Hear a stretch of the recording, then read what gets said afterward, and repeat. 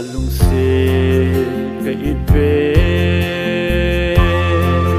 sing dai tui bang mang sing dia ka gelo kalung de nu sang ngol ai lep san ta iba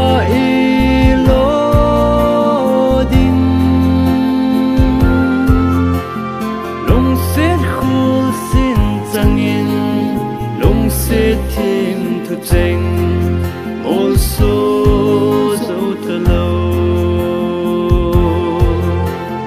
our hearts one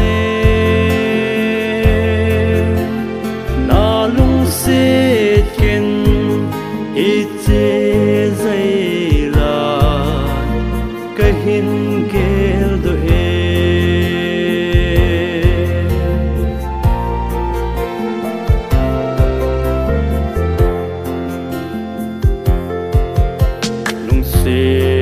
mel munya na sumai lai chu mukit kano UTV training center pilanga chu iba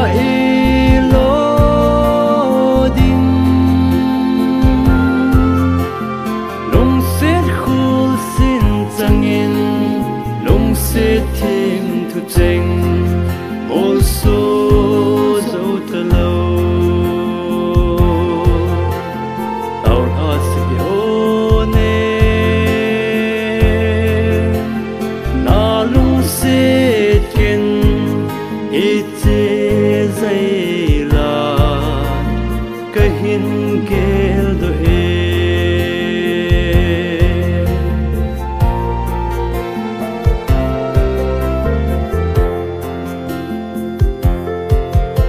mangin ileng ko kahung kha do ta melin kawai mo tai kho va in to ni lum kalung ale iba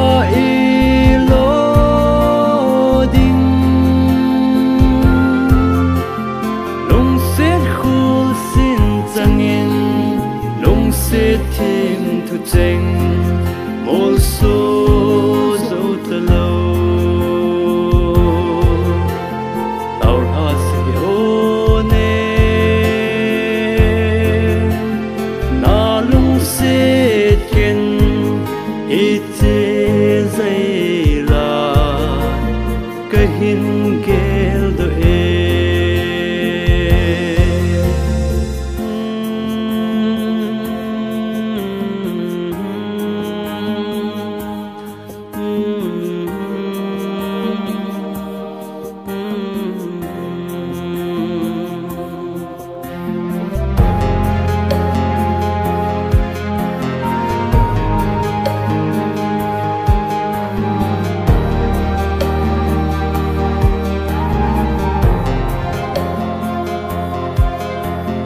sang ngắm lâu nằm mê la chun lê zôn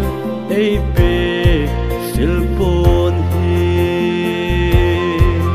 iba kaloding don lipum min sang mai tange iba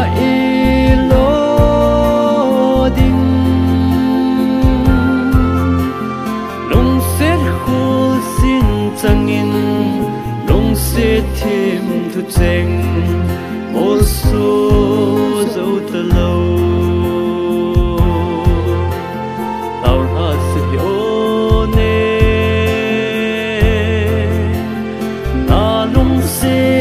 ken ite sai pi ko hin ka hin la la mu bang hung le nang ngay dây lan cái hin ô ye tao la đam min cho lo mấy ta